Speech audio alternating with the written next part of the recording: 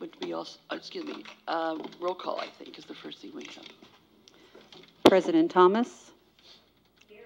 Vice President Preciado. Here. Member Crocker. Present. Member Rodriguez. Member Nguyen. Present. Great. I will be the acting president tonight. Ms. Thomas is on location. I think in Florida, is that correct? Yeah. That's right, and so she'll be here during this session and closed session, and not during the actual meeting itself. The same thing is true for Mr. Rodriguez, Member Rodriguez. He will be here for, is it close? Is he on there now? Okay, so we are waiting for him to call in then. Okay, sounds great. The first item that we have is the public comment on board workshop. We have two people that would like to make a comment. First one is Mr. Knoop.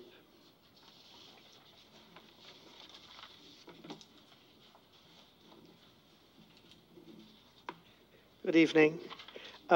First of all, I just have a comment. This is my personal thing, that the description is not very helpful for the public. I'm sure that board members know exactly, if it's going to be about LCAP or other things, but the public just sees imperative number 1, and, it's kind of vague.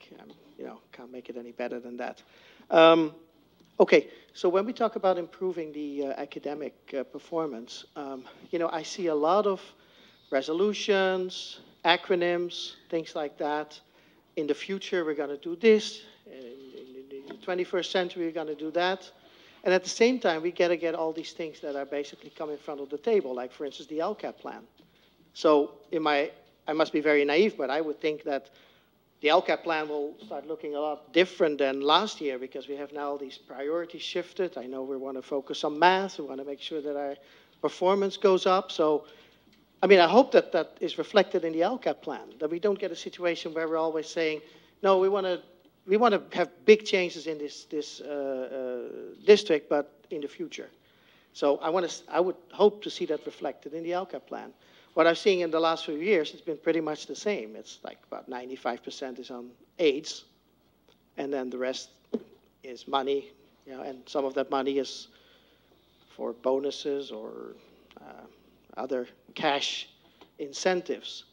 I think it's very important that we look at that, and that we look, when we want to look strategically, we want to look at what are the the weapons we have to attack this. And it's not just professional development. And I see a lot of focus on professional development, and professional development is very important, but it's not the all-encompassing solution.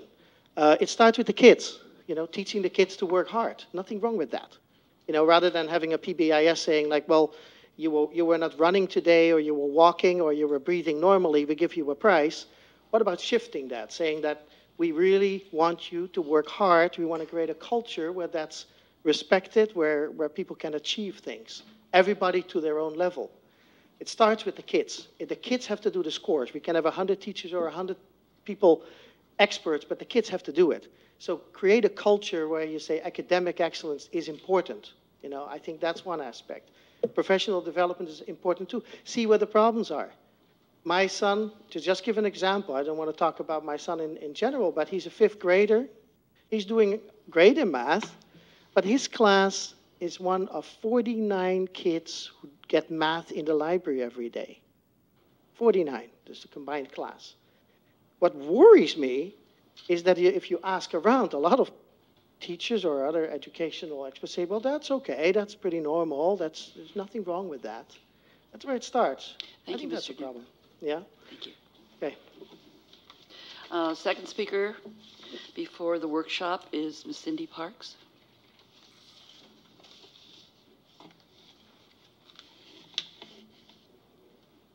Thank you. I would also like to echo Mr. Knoop's comments regarding the vagueness in the agenda. It was also on my item to bring up, is that it doesn't really tell you what it is. I know there's been other times where you've had workshops and you've had attached documents. I'm assuming that there are documents that are going to be handed out because they're on the table here, and it would have been nice to have that ahead of time. In line with that, I would hope that you would entertain comments and questions at the end of the discussion because we don't know what is even being presented. Along those lines, though, just dealing with what is imperative one, it does speak about the excellence of teachers. And in line with that, I would like to address your guest teachers, that they are your teachers when your full-time staff are absent, and you have an issue with getting guest teachers, and you have a lot of absences. I think that that was addressed in other meetings where teachers have voiced their concern because they're having to give up their preps and because there aren't enough guest teachers.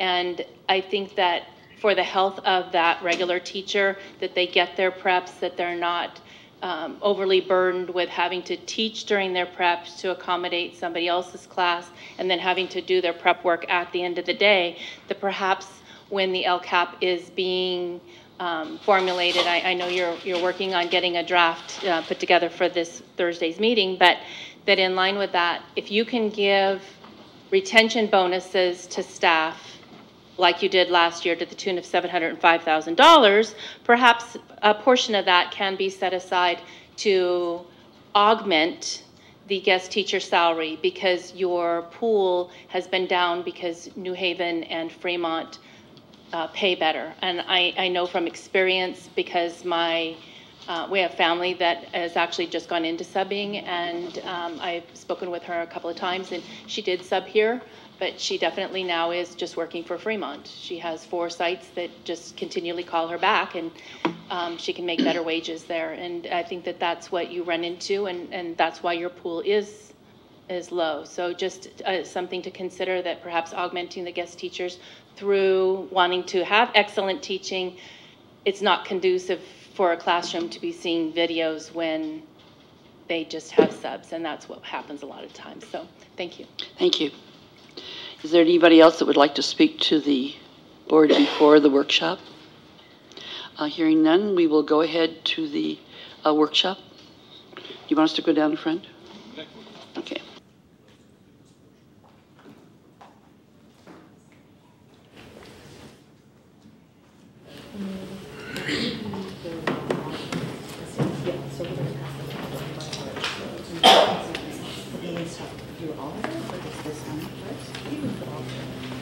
Hi, Nancy. Yes. Coming closer to you. You could just put them in the back. You can get them.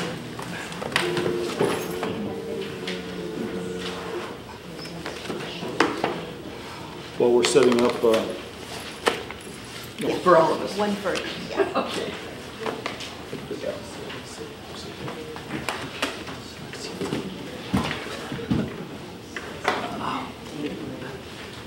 you guys need some water?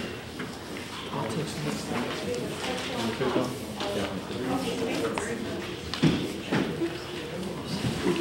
Are those your color ones? Are those color ones? Okay, so is that language arts that you have, or you have mathematics? You have math. And then do you have language arts? This is Rich.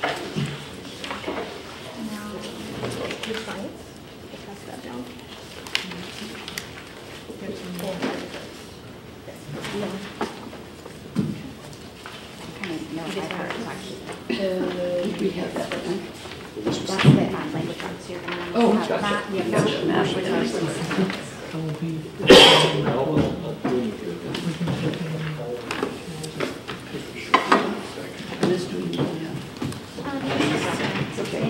It's in the PowerPoint, but it's a bigger. There's a set. How many documents are we So supposed to you have? should have a PowerPoint, you should have a math, a science, a language arts. You're 5. Yeah, 5. Math, science, language arts, and PowerPoint, and then PowerPoint and then this picture. That one, I don't think you Continue in the room. I have 4. Yeah, she's good. There's a set for audience. They've already done it. Okay. Okay, so good afternoon. Thank you for joining us today. We're very excited as part of Educational Services to share some of the work that we've been spending a lot of time on, and I think also hopefully building on your last study session And so we're hoping to make some connections to that, but really take the time for the Board of Education to really start to look at some of the work that we started. So I have a PowerPoint that we're going to look at right here to the right, and you also have some handouts that we're going to dig a little deeper. Okay. So the first thing I want to really kind of center our work around is that, you know, what is at the top of all of this work? It's student success. But in order to have student success, we need to start with the underpinnings, which is really are the board direction to us. And so at the very bottom of this pyramid, you see our strategic imperatives. And our strategic imperatives are our underpinnings for all of the work that we do in Newark Unified. Above it, you see how the strategic imperatives are really feeding into the LCAP, the Local Control Accountability and Accountability Plan. And that's a document and a living document that has community and parent input, it has staff input, but really is also going to be the board making the final approval on this and also giving input at the time of the public hearing. And of course, you know, the board is also invited to any of our public meetings as well to see how we've been moving along. And I know that we've had some board members joining us over the last 2 years as we're building our LCAP. And then you see kind of like this little puzzle piece of the Single Plan for Student Achievement, or SIPSAs, as you may have heard folks call them. And you see how it's connected to the LCAP, because the SIPSA is really at the site, and that's really where the rubber meets the road, and you see how school teams, school site council teams, working with their principal and their co-chairs, typically a teacher, sometimes a parent, where they're looking at their site funds and ensuring that they are meeting their targets as aligned to the dashboard. So sometimes folks are saying it's kind of like little mini LCAPs, and I guess you could say that, but it's this puzzle that fits hand in hand with the LCAP for the district, and then the site plans that are really digging deep on individual indicators. And we're going to go through the data to really show you what our targets will be. These and again, plans student are success. SSC? Yes, these are SSC approved, and the SIPSAs will actually be coming to the board for final approval in June. Yeah, and it's an annual document that comes forward. So strategic imperative 1, providing academic excellence via equity and opportunities for all students. So I want to share that as educational services came to be, so just a very brief history, I'm mindful also of the clock. In the summer of 2017, educational services came forward as a new team. So although the work has been deep and a lot of work to do, we are a fairly new team that's working to do this work. What we did was essentially, as soon as we started to form in the summer of 2017, we knew that we had to look at the current data that we had that was disposable to us, and also have an inventory of programs and services.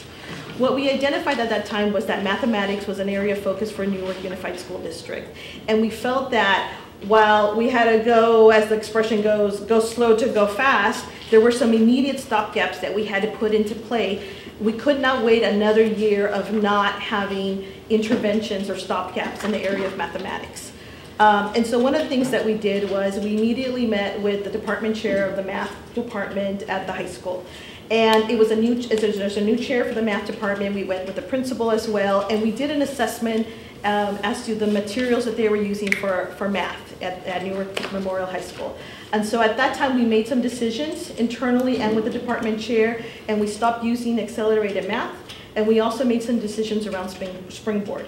Because as we saw, we didn't have complete data, we had incomplete use, and at the same time, we had students that had been struggling for many years in the area of math. And we also saw how it wasn't that all of a sudden the failures or the difficulties happened at the high school. We saw that we also had a commitment to supporting students since they were kindergarten. It wasn't a high school problem, now deal with it. We needed to look at it as a K-12. So the stopgaps we put in was that.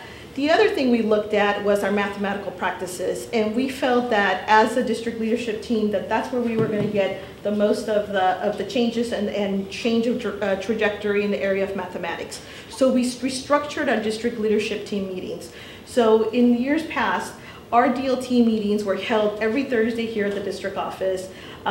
We were focused certainly in a lot of business that has to happen for our administrators. We did some professional development, but we knew that that wasn't getting to math and the mathematical practices. So we immediately restructured the DLTs so that one of the meetings of the month, we were at school sites and we were doing instructional walkthroughs to support our administrators with understanding what are the mathematical practices. And so we learned from the teachers, to be quite frank, and our teachers were already grappling with the mathematical practices, but a lot of times our principals, us as instructional, as site leaders or district leaders, we weren't as well aware as to what those practices could look like. So we did some learning. We partnered with Silicon Valley Math Initiative, and we also looked at how to increase mathematical practices use at the school sites. And as you all know, parallel work was we started to do the math adoption process. And so there were a lot of different things that were happening, but most of the critical need was in the area of math. So the other thing we did in 2017 is that we had educational services all get in the room and say, we need to come up with what is really our commitment to the school sites.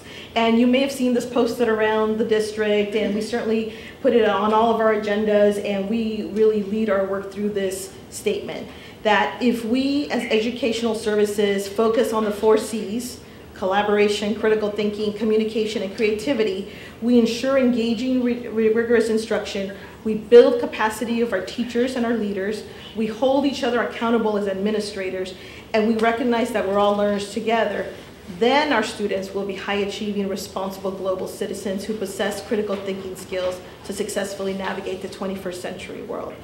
This is the commitment that Amy and Jessica, Bill Witten, Leonore, and myself, we have this commitment statement that we are held ourselves accountable to, and so in order to be of service to the school sites. So I want to share a build on what the superintendent has been sharing with you all, and this is our partnership with CCEE. And I'm going to ask Amy to lead us through what our leadership team did last week. I know we've got one of our team members in the audience, and also we have 2. Oh, wonderful! Yeah, two members in the audience, and I want we had a team go out and meet in Anaheim with CCEE, and what the superintendent asked was that we build on this continuous improvement model. And so you may have seen this, it looked a little bit thinner before, and so what Superintendent Sanchez asked the team to do was to really start to define what each of these areas really need to focus on. And that this will be the protocol that Newark Unified School District employees will use in all of our work. Need one? We need one more. There's one. Here you go. So, Oh, there's more right here. working with CCEE has been really a wonderful experience for our team to come together. A continuous improvement model or a continuous improvement plan is not a new idea. I mean, there's a lot of research around kind of a plan, act, do, analyze model. So we're not creating anything that's brand new, or it's innovative to us in the sense that we've made it our own, but it really does build on the work that Newark has done in the past with professional learning communities. And so that was actually the lens that we had. So PLCs, or professional learning communities, is work that has kind of been implemented throughout the district in different capacities. So definitely there's certain departments at the secondary or even grade levels at the elementary that have taken it to heart and run with it and follow a similar model. This is the model that we used at our district leadership team with our goals that we developed. So we developed SMART goals this year in mathematics and got into job-alike teams and analyzed our data, and that also helped us with our walkthroughs and our study this year where we visited classrooms. So with our CCE team last week, we went ahead, so we had the structure, the analyze, reflect, develop a goal, action, evaluate. We like the idea of it being in a circle because it is a continuous model and we're constantly in continuous improvement. So that's just the work that education needs to do. That's our kind of our living charge. So we wanted to kind of structure a little bit though, so like in thinking about how do we roll this out, if we think of any organization, so the school board, What might be in the middle would be your solar initiative. You're going to analyze and collect data.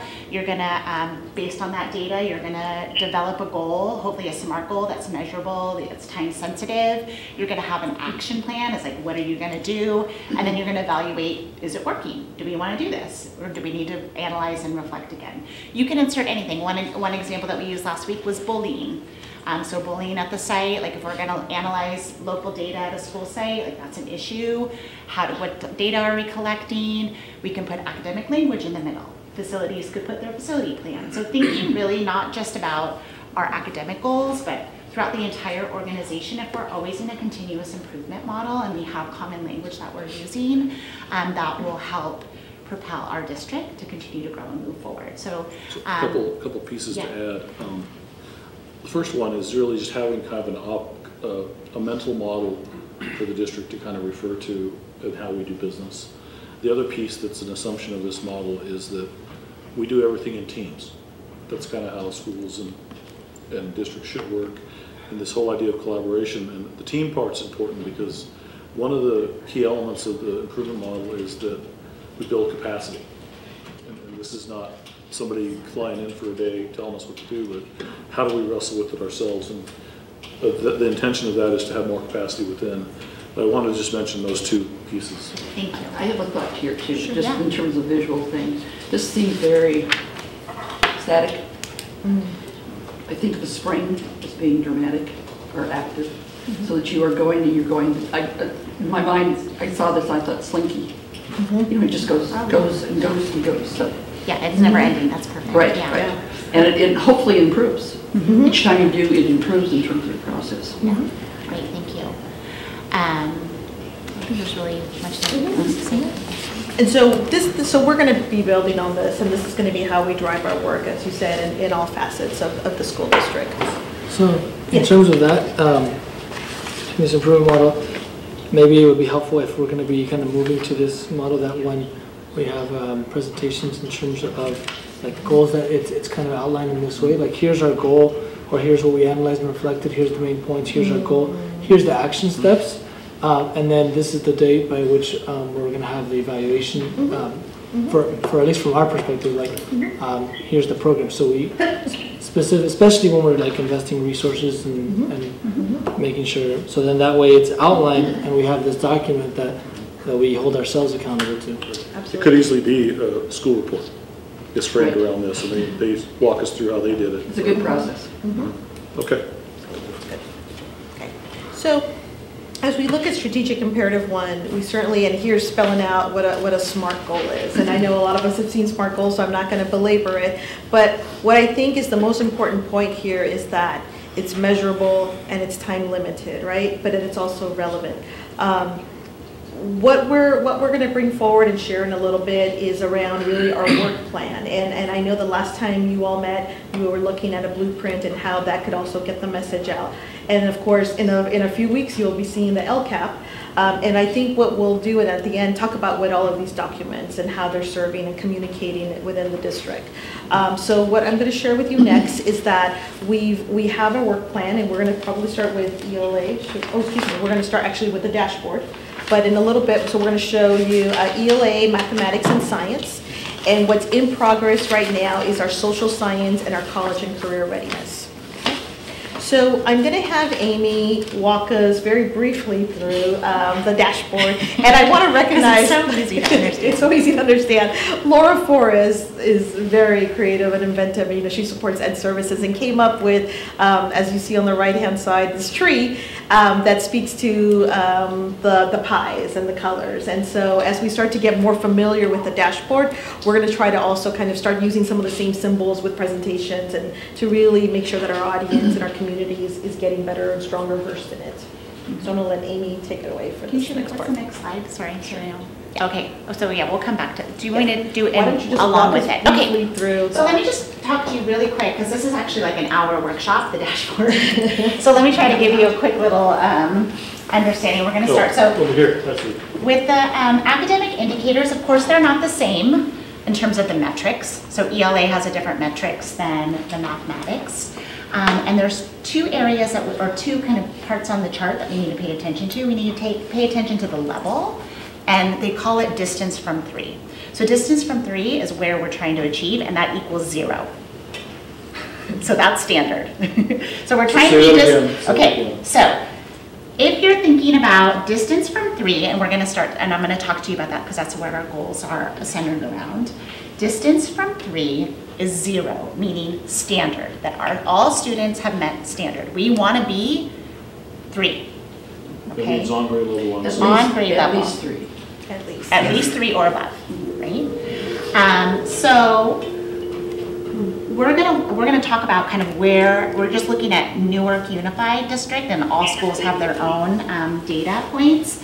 But we're gonna look at where we fall in status, and the status are very low, low, medium, high, and very high. So we have to pay attention to that column. We also have to pay attention to the change action, because the shift that California and the new California way is that we're moving away from API, or having one score or a ranking of a 10 school, because the feedback from that old model when we had STAR testing was that it felt punitive to school districts. So it didn't really show the growth or change that were happening in all the school districts. So they're trying to show us in each category where there's growth or celebration that we can build upon. So the change rate, so we'll look at, depending on where we fall in status, and then if we increase or decrease, it identifies a color. Now, we definitely don't want to be in the red, and if we're in the red in 2 indicators, then that puts us in differentiated assistance, and we work very closely with the county. It's what might, if you're here for a while, you could relate to program improvement. And fortunately, that's not where we are, but we definitely have some categories that we're taking a really close look at and having to address, because orange is very close to red.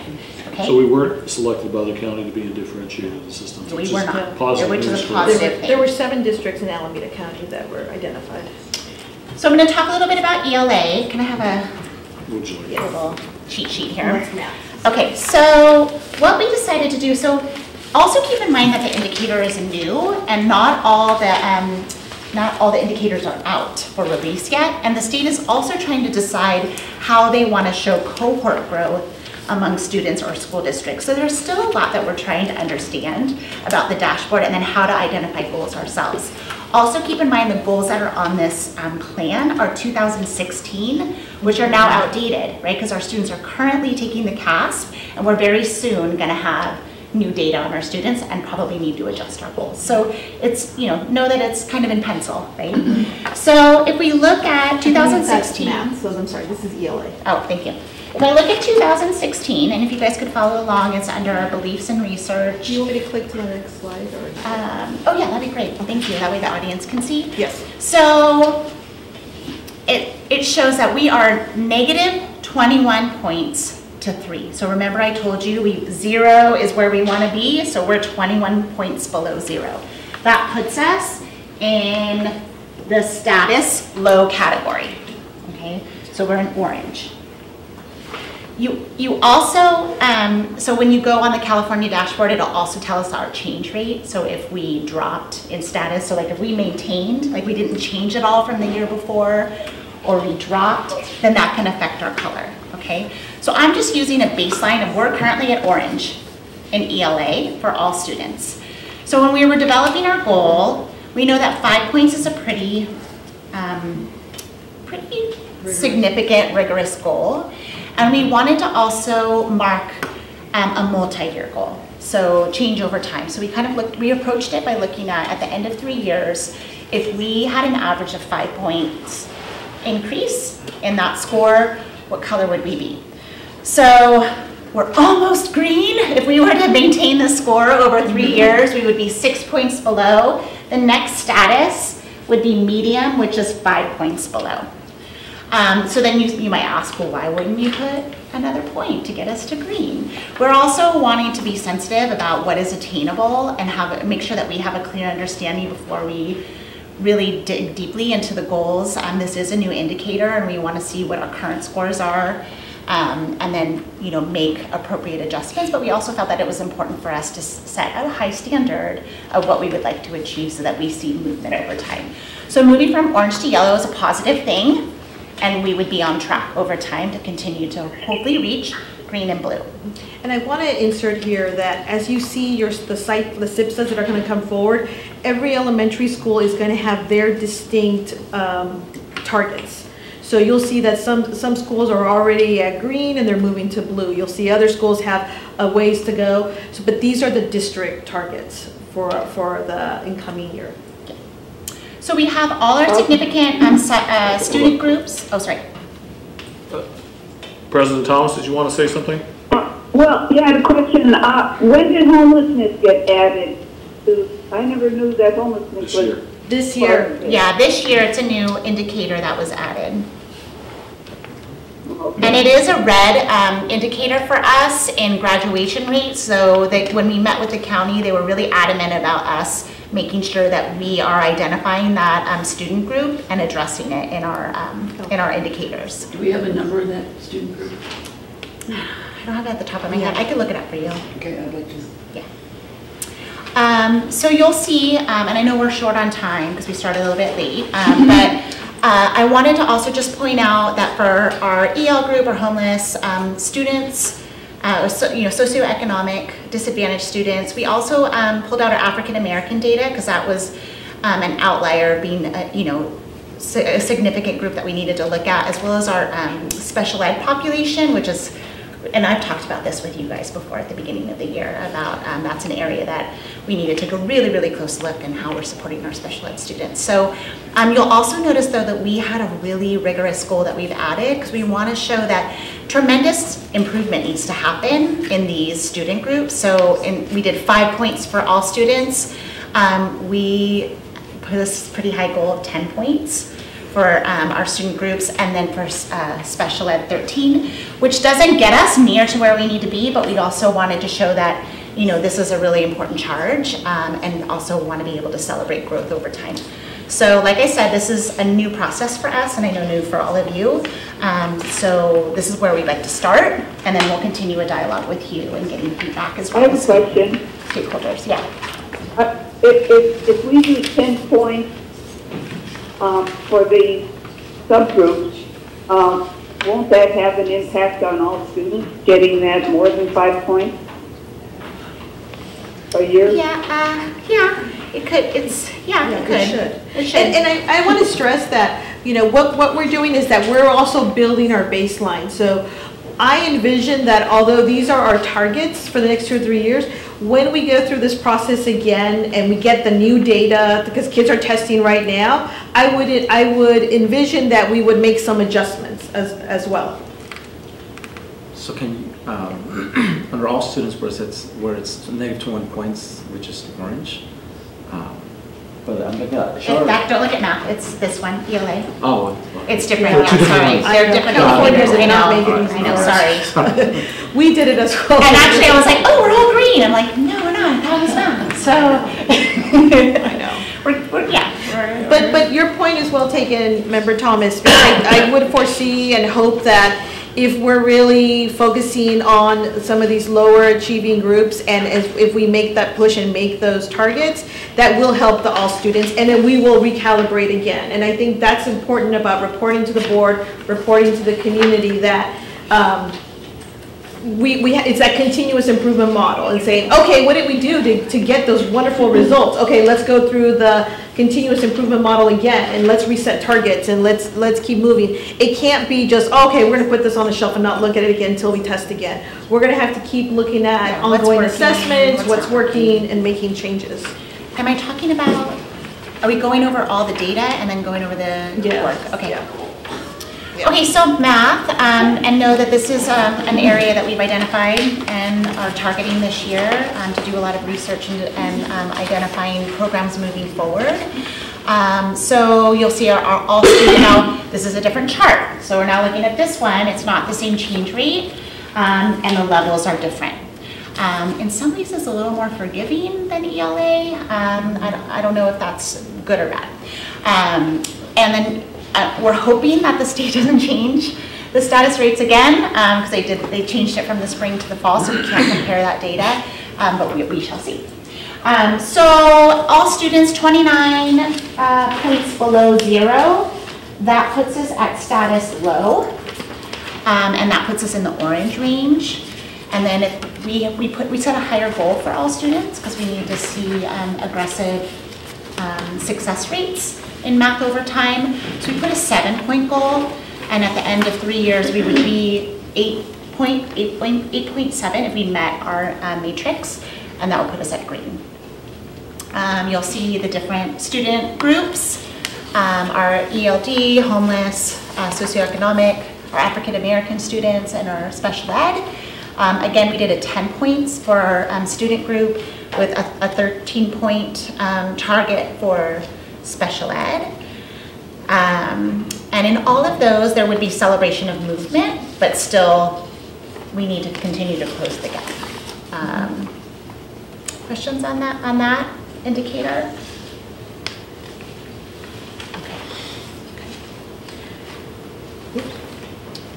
Okay.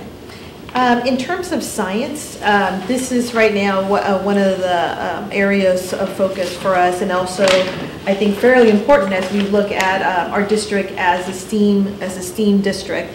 And so I wanted to share, and we will be coming back with more information for the next school year on this, is that we have a science leadership team, and some of the folks come up at board meetings and I think have been giving some updates and sharing. You've also seen Dan from the high school, the department chair of the high school, as they rewrote their science pathways. We came earlier to you. All of this is the work that we do with Bayside, with UC Berkeley. And as we did our science vision statement, the leadership team really is now in the midst of unpacking this and looking at a communication plan as we do this work. So an example is that one of the next to-dos is that for the administrators retreat in August, as administrators come back, we're actually going to have our science teachers help to present what some of the work will be for the next school year. And again, that continuous improvement model, we are all learners, but we're learning from the content experts who are our teachers. And also, I should say that, do you want to talk about the CAS test, that we don't have scores? Oh yeah, so we're going to have, so we're in our first, they keep changing the title, pilot or field test, or we're in field test. And so our 5th, 7th, and 11th grade students are currently being tested in CAST, which is the new California science test, is aligned with the NGSS science, Next Generation Science Standards. So we'll have a baseline data for the first time this year on those assessments, which we've been really hungry to have, so that we have an understanding of where are the gaps that we have in our science program that we need to fill, and just have a better understanding of how our students are scoring in order to build a program for them. And next year we'll be going through the science, hopefully, some kind of a pilot adoption process, but building on what we currently have with FOSS and with the partnership with Bayside, continuing for our teachers to get support on lesson planning and alignment to NGSS. And looking at new courses at the high school. So. Tell me how the makerspace involves itself in this. Yes, so the makerspace will actually be, well, right now what I'm looking at, it's probably going to live in 2 areas. It's going to live in the science goals and targets, but it's also going to live in what we're still trying to develop, which is the college career readiness. And so we're still kind of, we want to meet with our teachers to really see where we take off from there. I know that part of the resolution is to also get a work group of sorts, so we have some experts around the table with our teachers, some of the businesses, and hopefully some Silicon Valley folks around the table. So that will also inform the writing of this plan for science. We've done a pilot, have we not? Or we have 2 schools that have makerspace at this point? No, we have more. We have, I believe we have 4. But the question now is, some are more well-equipped than others, some are more defined than others, depending on the expertise of the science resource teacher and perhaps the principal. So what you'll see in the LCAP and what you'll see also in this plan as we start to flesh it out is ensuring that they all have a base, but then looking at what the focus is. And in fact, today you'll see an item from Apple that we're going to build on the creativity strand of a makerspace. So we're using Chromebooks for productivity, but what we needed was more creativity for these makerspaces. So we're looking at iPads and the crayon, what they call these crayons and pencils that are coming, to be able to have the creativity modules that Apple puts out. so that our teachers can have our kids be more creative in these maker spaces, and highlighting the A in STEAM as well. So the makerspace is all connected to tablets, to electronics? It's going to have different, so if I could paint a picture, and I think, I know I heard that maybe we can even schedule some visits next year for the board to come see the spaces. They're all different. I will say that at Snow Elementary, they have a green screen and they do more like movie clips and stuff. I know that at Graham, it's more of the robotics and the little bits, and so she's doing more. It almost depends more on the expertise of the science research teacher. So we're trying to kind of level the field of this is the base, but then what is it that students want? So tonight's item that's on the board is kind of the base for creativity, and it'll be a focus on iPads, but it'll be more clips, GarageBand, and there's the other two Apple parts that come with the iPads. So without going, and I can talk more about it as the item comes up at the open session, but that's what we're in the middle of doing right now, is establishing the base, having our teachers inform what that should look like, but then bringing in this perhaps a work group or a council of some sort to really tell us like, how far do we go? But right now it's uneven. It really is. And is that planned for all schools? That's planned for all schools. Yes. Yeah. In my mind, the maker movement involves a lot more than electronics. Correct. Yes. I mean, yes. if you look at what's happening in the general population in terms of fabrics, in terms of creating things, and so I'm wondering if that's something that you are interested in doing. And I'm not sure how comfortable the science teachers are in doing this, because it's a different set of skills, working with electronics versus working with things in your hands. Correct. And I think, you know, what we're also hoping to do is not just kind of lay this on the shoulders of the science resource teachers. We're hoping to learn how to support our classroom teachers to get more access or more support around this area. But there may be a teacher who will say, hey, it's more about, you know, and in fact, I'm thinking right now, Snow, and yes, but I'm thinking about how Snow Elementary, she actually literally has boxes of different stuff, and it's like fabric squares and pipe cleaners, and they're using it as they start to build replicas or of a project. And then I'm thinking about like the BG schools at BGI in particular, where it's more project-based learning, and they're a lot further ahead than the other sites, but they use their space to do more like, you know, kids around a computer certainly, but I think also building replicas and having some kind of a demonstration of a project at the culminating activity. So it does look different. More than anything, I think it's a dedicated space for classes to come in and to do work that really can't happen in their regular classroom or a special time to do that. There's the raft. I'm sure you're familiar with that. Yeah. Okay, that's a source. Good. Yeah. So, well, let's talk about this though a little bit. Yes. So before we get to next steps. So at the beginning, Ms. Salinas talked about, you know, kind of that pyramid of our work, right? Strategic imperatives. We have the LCAP, you know, the SIPSAs, and how that all drives our work.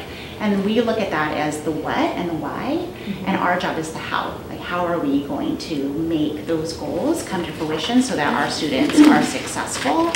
So we really struggled with how much information to give you in terms of our 3-year plan, because we don't want you to get lost in the weeds and the details. We just gave you a snapshot in all of the 3 areas. I think it's also important, we're going to start talking to you more about, we really need to shift away from segregating the content areas, because if we're really going to be moving to being a STEAM or project-based focused district, and if you really have a deep understanding of Common Core, NGSS standards, science standards, they're all integrated, and having really thoughtful conversations within the continuous improvement model about how we're integrating those skills and strategies and standards around student learning and outcomes. So we wanted to give you a little bit of a snapshot of some of the work. We started this work in summer 2017 in developing our plan in Readers and Writers Workshop. And then it's also expanded to our work with John Hattie's work in visible learning at the secondary level, where junior high and high school are coming together. So maybe we can have everyone just quickly look at each one? No, not through each one, but I think if we look at the English language arts, so what so as you saw there, the targets are up above. We have our focus on writing. We're focused on writing. And then as you turn to the next page, it starts to outline really what the work plan is. And what you'll also see at the very end of it is also the communication and updates on progress and to the Board of Education. So maybe you can highlight a little bit about like the core wing work at the high school. Yeah, so one piece, so the beginning of the document talks about our work with K through 6 teachers, and I've spoken to the board in my past staff reports around really creating a foundation, because there's been an unequal implementation of Readers and Writers Workshop, and how do we level the playing field and give access of really high level rigorous writing standards to all of our students through professional development and resources and ongoing support. So that's outlined in the first part, but I also want to make sure that we highlight the work that we're doing at the secondary level. So our ELA and ELD departments came together this year. They've done a lot of work around essential standards and progress monitoring and benchmarking with their students. And so doing work around John Hattie's visible learning and identifying high impact strategies for students is really the next level in that work. So they're a really great model of PLC.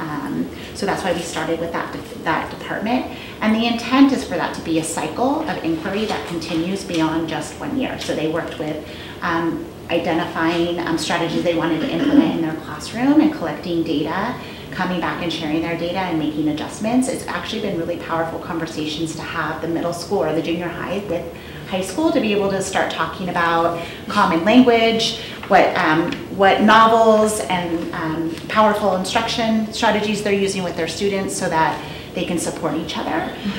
So that's been a really great experience for our teachers this year, and it will continue next year. They'll do year 2 of their inquiry cycle, and then we'll look at bringing on social sciences as well as probably VAPA. And then year 3 will be math and science, so we'll look at phasing in. We'd love to do everybody at one time, but our subs shortage and also being cognizant of the many wonderful things that are happening in our district. So that's something, and then really wanting to focus on what we know for college and career readiness is our students need to be powerful writers. So in ed services perspective, and that's really the culmination of having mastered, and that's true for our EL students as well, to have mastery in writing in all content areas is going to set our students up for success beyond our K-12 system. So that's why we've selected that as a target. And then we talk about just kind of some of the other things that we need to do, working on designing a lab classroom. So where can we take our teachers that can watch their colleagues that have really mastered writing strategies and writers workshop. We're also looking at what parent education do we need to do, and that's something that we're going to tackle in the fall, as well as how can we incorporate digital tools or a project-based model into writing and looking at an inquiry of study, as well as communicating to you and the public on what we're doing to support our students to be successful. So that's just a snapshot of some of the work that we're doing. Any clarifying questions? I know I went through it quickly. No? Comments for once you get to the next steps. Yeah. Okay, and then math, we highlighted just some of the things that we've been working on in terms of really focusing on mathematical practices, and that's something that SVMI has really done a really nice job in supporting our teachers and understanding that that's a critical shift in Common Core math, and that's something that Newark Unified hasn't taken on until this year. So it was really, really important that we kind of go back to the foundational work and the shifts in, so our teachers really understand the significant shifts in mathematics, and that's through the mathematical practices. And that's been our lens at DLT. So our lens is evidence of mathematical practices when we go into classrooms, and we've been collecting data on what we see in our observations and having conversations about developing next modules that they can do to train their teachers to take it to the next level next year. And we've seen great evidence of math talks, teachers dabbling in problem of the month, which is equatable to a performance task that you might see in SBAC, as well as, what was I going to say? And then also dabbling in the MAC and MARS assessment, yes. So we get another way that we can get a snapshot of how our students are doing in math. And then obviously the math adoption, that's been a hot topic, and really looking at being really thoughtful in that process and identifying a program. Now that's a base program. We're still going to need to do supplement, extensions, as well as support depending on our student group, but we're really excited that you agreed with us and identifying a comprehensive K through 12 math program to have a base foundation of curriculum for our students, and we're really excited to roll that out and then see how that affects our scores in a positive way over time. That's it for that, and then science. Okay. So, and the science document, as I said, is also in front of you. And really what this has really become, this is our work plan. We go back to our commitment. As Ed Services, we go here to check. We ensure that we're communicating, but then like what are the next steps? So what we're in the middle of doing right now is planning for the communication plan for certainly our continuous improvement model and how that really will permeate all work, right? But at the same time also ensuring that we have this growth mindset, this is the new California way, the new California dashboard, and so it's going to be a lot of learning, but at the same time we have to keep to implementing. We can't say, okay, we're going to plan all year and then we're not going to do it. We have to, and so what you'll see here is a work plan where unfortunately we cannot afford to plan all year. So you're seeing like a lot of intervening steps that are all along the way. What you don't see here are kind of like the regular things, right? So you don't see here that we have to make sure that we have training around SBAC testing. That's something that we have to do every year. What you don't see here is some of the more compliance items that we do as a district. You don't see some of the everyday work of like, we're the kindergarten registration, schedule for next year. So that's kind of our other work that we do, but what we thought it would be important is ensuring that we had more of the academic pieces that are here to ensure that we are implementing strategic imperative 1. So there's that. What I wanted to talk a little bit about, and I can't see the clock from here, but we're over 6 o'clock. maybe it's better to leave some questions and comments, but I do want to share that we really see that we have about 3 documents. This document is really our work plan that we share with the board, that keeps us on track, that as a monitoring plan, and that we're also keeping true to ensuring that we're presenting and updating the Board of Education, right? And also making sure that we're fulfilling our work plan. The other piece is certainly the LCAP, and the LCAP really gets to the dollars and cents. It's all in service of the same benchmark targets. So you're going to see these same targets in the LCAP. You see them here, and what I'm hoping is that you're also going to see them in our blueprint, right? If that's where we decide to also drop them in. And then their SIPSAs, the site plans, will have their own individual targets that are all in service of the district targets. In terms of the blueprint, I know that you all had a session around, and I apologize I wasn't here for that, but I was able to watch and get a little bit of a flavor of perhaps how we can look at it. One of the things we were looking at is the audience, right? So what I'm hoping to see and hear from the board is getting direction on if the blueprint were to kind of be the big picture for community members, where it really speaks to these are the imperatives. This is the letter from the Board of Education president that shares like kind of the vision for the district, the letter from the superintendent, and also speaks to, I remember I heard the board member share that how do we give the high level strategies in service of that. So I had another sample not to further, but I think to give more information for you all to look at and consider, and I'm going to pass this out. Could you send that to me by email? Yes, I will. I don't think it was part of my attachment, so I will do it as soon as I finish here. And I think it would have been helpful to have some of this information ahead of time for me anyway.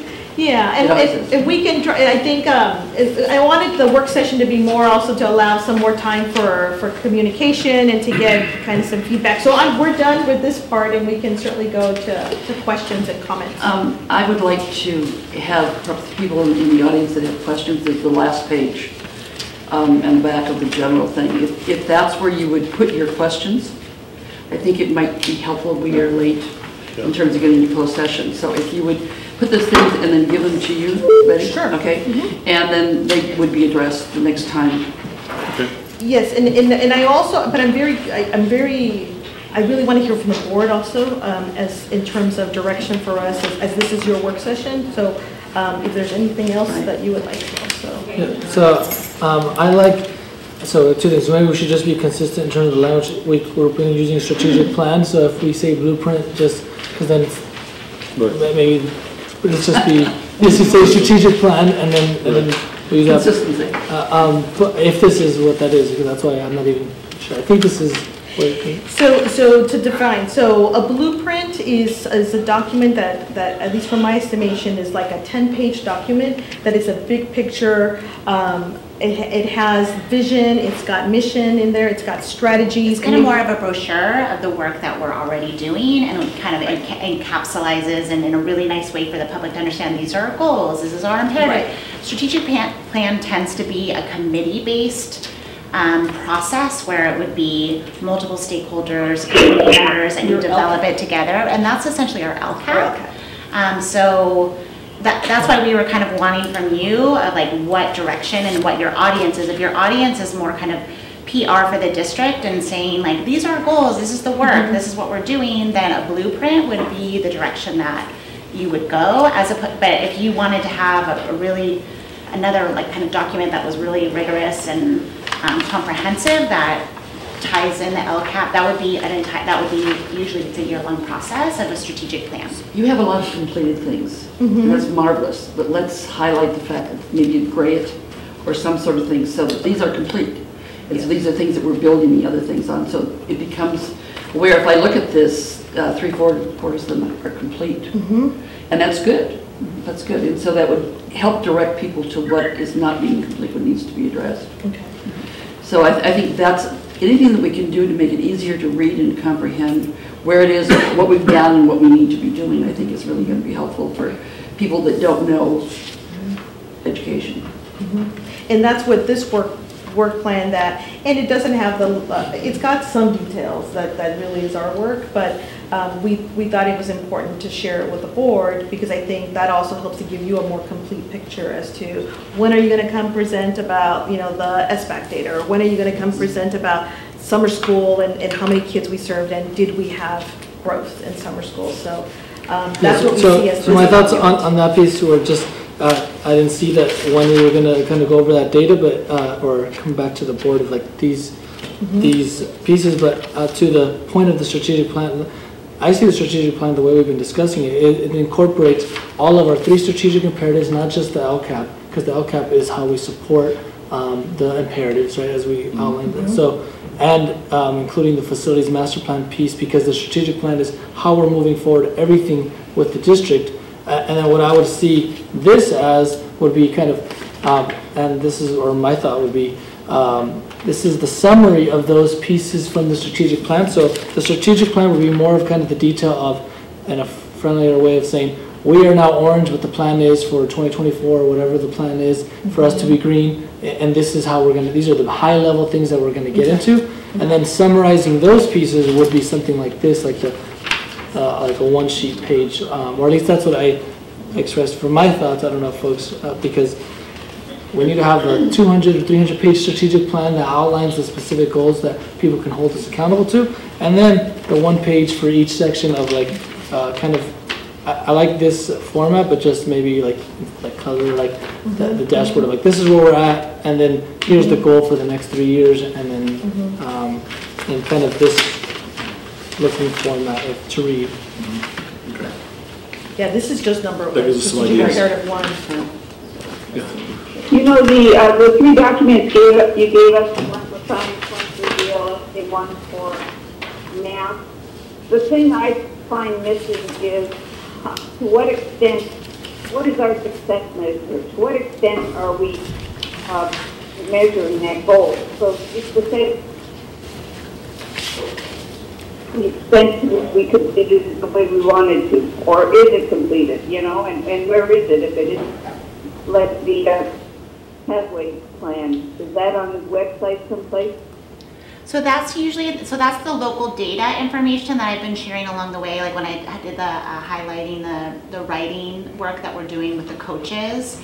So we are collecting local data around that. So that's something that I think would be really, I appreciate that feedback, because that's something we can add to the plan in terms of what assessments we're using to collect completion, because that would be confusing when you looked at this, that we didn't note that specifically. So it is actually on our PLC document. We have another working document that we do that outlines all our assessments. So that's what I said too about how much do we show you in terms of our date, all our work, because it's a lot and it's multiple pages. So we have our own, as Ed Services, our own PLC goal that goes through all of these action items, as well as the assessment that we need and benchmarking we're collecting along the way to analyze, because we always go back to our if-then statement and our continuous improvement model.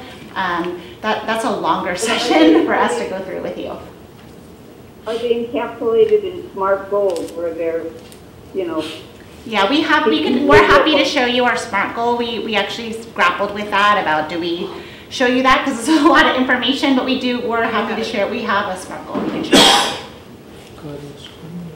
Oh, okay. I don't want to cut. So the last point, then, because we had for the strategic plan, based off of the sample that you provided, it had a format for saying like, these are the goals, right? Like, so if we, I guess for me, if we can stay with that, because then it feels like we keep on changing, and if we're changing here like every meeting, like how are we going to expect anybody on the other side to read it who's not engaged in these meetings? So let's have the goals outlined in a consistent format, hopefully like the strategic plan that we kind of outline like that. Then you can add the colors to say the goal is to make sure all students are at standard, which means that you would be at green and where we're at. And then I don't know how to exactly do it, but I'm thinking like I'm still grappling to understand. I think well, we have a little bit to process with this, but my general comment is the challenge with strategic imperative 1 is there's so much dense data. So perhaps the strategic plan continues as we are, and it might be linked to this, but this maybe is a deeper, or what we're looking for here is kind of an executive summary, and maybe it's more for academics, because that's our core work. Maybe we have this blueprint for learning that is an executive summary of all these multiple documents that kind of goes a little deeper. But I don't know, we need to wrestle with it a little bit, because this is really 90% of our work. So it makes sense this to be more dense. But I think what we were after is just, we'll let us process the feedback, and we'll come back around again. I think part of what we liked with this, it was not so much the title in my mind, but kind of saying, here's the problem, here's the strategy, here's the action we're taking. That's kind of the same rhythm that you wanted to see. And I think the other thing I'm hearing is we like to see the color coding making sense, and what are we doing about that? And the idea relative to, is it completed? This is really kind of a management action plan is what I'm seeing here. So let us take the feedback. I know we're out of time. But sure, this would be like the summary of strategic imperative 1, and then you have one for 2, and then one for 3. But the actual details of that would be more fleshed out in the strategic plan. Yeah. Or in this case, LCAP. Yeah. Right. Right, the LCAP. Right. Okay. Anything else? Thank you. We have to go back and This complex. now do I have to call them again? No, you just stay on the bridge. I'm gonna hang up in this room and I'll recall you for a closed session, so you just stay where you're at. Okay. You're welcome. Okay. We're all going in, Letty, for this one, first part. Can I what you asked? Thank you, Amy. Thank you.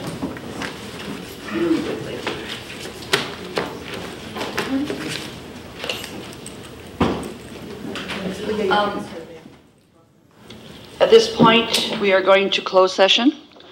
We should be back at 7 o'clock. That's our plan. Is there anyone that wants to speak to closed session before we go?